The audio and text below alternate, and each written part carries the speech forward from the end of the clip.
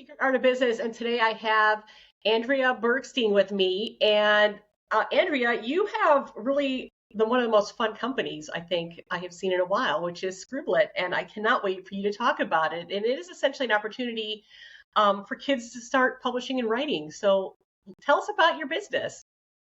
Well, Catherine, it's great to connect. Thanks for having me. You know the saying that everyone has a story to tell, Yes. and that's pretty much what I'm doing is helping to empower kids to create and tell their stories and publish them. Scribblet is a website that's designed specifically for kids. It has writing, illustration, and publishing tools to really help spark their creativity and then become published authors.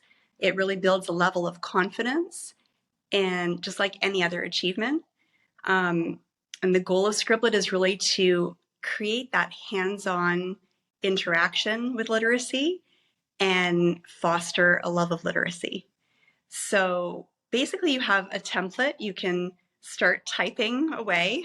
You can add pages that are either text or image or a combination. The illustration function allows you to pick and click from a library of artistically rendered, beautiful artists created these for me, of backgrounds and characters and animals to let you create your own images. Or of course you can upload your own artwork or photographs. And then finished stories can be shared in the Scribblet library or be entered into writing contests. Kids can also read celebrity author interviews, they can play word games, and then they can publish a hardcover book like this I'm showing Oh you. my Or goodness. I love it. I love so, it. yeah. And for educators, of course, Scribblet is an excellent tool to support the curriculum in things like language arts, of course, poetry, creative writing, personal narratives, world language classes, and doing bilingual books. Even science. I had a teacher just recently do a whole class on ecosystems and writing about them. So combining writing with typing skills, fostering creativity, and really strengthening communication. It's a great tool for teachers. I think it's absolutely fabulous because I have to admit that I've talked to one or two entrepreneurs that talked about how they used to do comic books when they were a kid. Yeah. And this would be, that would feed that desire immediately by just going on and I'm going to say like the children go on themselves and make their own account and essentially just start building a book. That's correct. There It's is that one simple. parent authorization, but it's really simple to use. And a lot of kids just enjoy the creativity of, going on and making images or testing out concepts, writing about this, and, ideas flow. So that's the whole point. That is really, really incredible. I absolutely love it. And it not only helps with the teachers, but it really gives children an opportunity to express themselves. And, speaking of teachers too, teachers can be so influential in helping kids too by directing them to this website as well by saying, you know what, this story is fantastic. Why don't you think what it might look like as a published book, and kind of direct them to this page and see how they can kind of explore it. Because I always felt like sometimes teachers need to give kids a nudge to realize that they have these talents because they might not be getting that at home or at school because there's just so much going on. Right. It's also a really great tool, both at home and in school right now for social emotional learning and support. The pandemic left behind a lot of kids academically, but also they were dealing with a lot of emotions, loss, Yeah. stress, fear, isolation, a whole bunch of emotions that they're trying to deal with. And writing is such a great outlet for getting out your thoughts and feelings. It also aids in helping you process emotions and preserving ideas and memories. If you want to write about somebody, helps you develop your voice as well, Mhm. and really builds that self-confidence. So it's another great reason, journaling, another great reason to write. Very cool. And we are going to get a little bit more into your background, but I do need to ask just this little bit of history in that. What got you started doing this? What was the catalyst that made you decide to create this website and introduce children to writing and drawing and all of that sort of stuff? Well, um, many different things actually combined, but I'm gonna focus on my kids, Mm-hmm. which my daughters were instrumental in really encouraging this creativity in me. My younger daughter is an artist and has a very creative eye and always was drawing from the minute she held a crayon. And my older daughter really loved to write and constantly wrote stories and kept asking me if I could help her get them published. And we would go to the bookstore and we would look up writing contests in American Girl magazine and things like that. And, there really wasn't a lot available for kids. And so, they went to school, and every single year the teachers would have this end of year writing assignment, and they would go from either stapled pages to writing in white books. And second grade, for my older daughter, there was a teacher, Mrs. Shakti, and she let the kids create and write and draw. And then she cut and paste all of the kids' stories into pre-existing books and laminated every page. And I thought, Oh, there has wow. got to be a better way to do this. But to attend the author's tea and watch the kids' faces as they presented as published authors was Mm-hmm. unbelievable. And so that was really the catalyst. Um, I do want to add that my older daughter just recently published her very first manuscript. It was a piece in a medical journal, and she's Oh, in her wow. second year of medical school. And Oh my she God. mentioned to me that, she's very happy that she's actually a published author. And my younger daughter actually tells stories also, but visually using a camera. And so Oh, I just feel like whatever small role Scribblet has played with my kids and with other kids who have published, I really think it's made a difference. that is incredibly powerful. And there are so many things I need to add to that. One being people come to me and say, well, how do you get started being creative? What are your kids doing? I mean, maybe that's the first question you should ask, because you said your children were drawing and writing, and that kind of got you re-engaged in creativity. But it is just so obvious on how, as children, that, basically, you know, nurturing that creativity has led them into such great skills that they can use in their real lives, like now as jobs, which is really key to what I'm trying to talk about here. But the fact that you brought those examples up are just incredibly powerful, and I hope that other people see their children kind of toying with these sort of things, like, well, how does that one creative thing, how's it going to help them in the future? Because it is going to make them, you know, love their job more, because it's fun. It was fun then, and it's probably still fun now for them. I mean, Absolutely. oh, fantastic. So that's going to lead me to you now. And what were you doing when you were about their age that was fun and creative and clever, or just brought you a whole lot of joy? I don't know about clever. Joy. um, I believe it or not, I was a child actress, and so I would say both professionally and also in the basement with my cousins acting out like Grease or Annie over and over Oh my again. gosh. But professionally, I did modeling and TV commercials, TV shows, and movies. But I was in Canada, so that is, the caveat. You won't know anything of what I was in. But it did bring, it brought a lot of joy to my life, but it also added a level of confidence, and really helped me bring um, my oral communication to a different level. It opened my eyes to how things got done. Like as a kid, everything gets done for you, right? You just show up and play.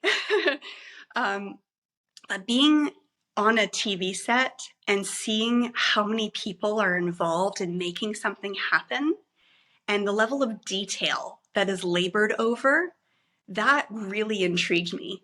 That to me was like, I was glued to what people were doing and talking to people and hearing their stories and, what they did, from the makeup person to a props person, or, learning about a grip. That's Yeah, a role. exactly. um, We see that yeah, always in the credits. It's like, what is that actually? yeah, exactly. Um, and I got to travel. So a lot of kids my age, in elementary school or middle school, who were going to school or having after school sports, and I was traveling. I was going to different parts of Canada or the United States and filming, and some of it was on my own, even without a parent. I had to go with a guardian from the film crew, and it was such an experience that just made me appreciate travel and, just being able to see places and meet people, which, in addition to the acting, I just loved all of it. Yeah, just like you had mentioned, just collaboration too. On everybody kind of had brought their best game to the table to pull off this incredible Exactly. task of doing this filming and things like that. Now, did your mom see you as a star, or you're like, Mom, I want to get into acting? No, Who was the no, one that nobody saw me as a first? star. It was really my sister who wanted to get into acting, and we were a little bit inseparable, and so I was along for the ride. And my mom just asked a friend who happened to be a model, and got us an agent, and sort of just helped facilitate. We just So had that's just fun. where this It goes. wasn't about being famous. It wasn't about being a celebrity. It was just fun. I I love really, I love it. I love that you had family support with that too. I mean, that makes it so much easier because then mom can make anything happen. yeah, it's like something else to try. Like I would like to try dance. I'd like to try. It was just like one of those things. Yeah, I know. I think that's fantastic, and just to kind of see what worked. Now, I'm going to assume you did not stay in acting after that because I believe you went to college and got a business degree. Exactly. I So, know. what were your next steps after that? From there, I really thought that what I wanted to do was I wanted to be behind the camera. I wanted to be the person who was coming up with the commercials and the concepts and the creative elements that put together the solution to the business problem. And so Hmm. I went to business school and studied marketing and business and decided that that was going to be my career. And, um, I've always kept an element of creativity in my jobs because of that. Um, I started my professional career with Mattel Toys working on Barbie. Oh, So, now I'm as a kid, told stories and played with Barbie and acted out stories. I could think of nothing better than a career where I was bringing to other children that element of play and the opportunity to be empowered as a girl, especially hmm to, find out what it was like to act as a teacher or play out the role of being an Olympic athlete or a scientist, and testing out those careers and stories that I made up, and even just crafting things, creating the home. I didn't have a Barbie dream house. I made my own. It was a coffee table. Oh my gosh. Yeah, And, I'd sew with my mom and make clothes for my dolls and like, things like that, that just always maintained creativity in my world.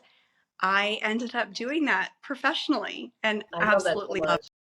I love that so much, and like I said, I am so jealous of that because I love Barbie. And it was more for this, like just kind of creating the lifestyle. It's not that she so much did anything, but she had the clothes and the cars and she had this free career, and didn't have to really worry about anything. It was so great, and just kind of creating these imaginary worlds for her was so much fun.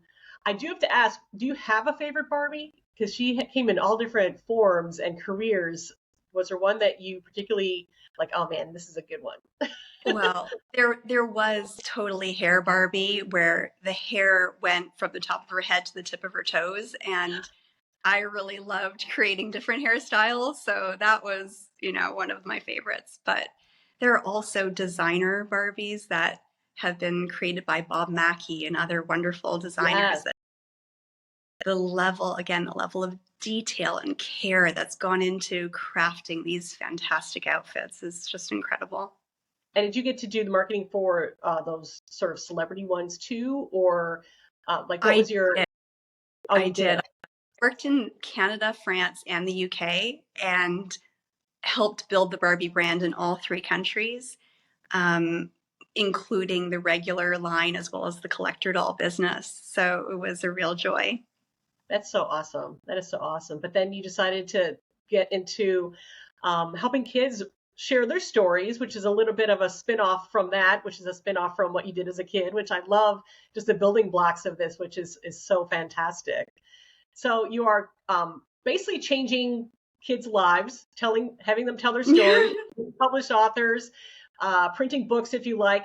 So, but what are you doing now that is still fun and innovative and still taps into a lot of that creativity?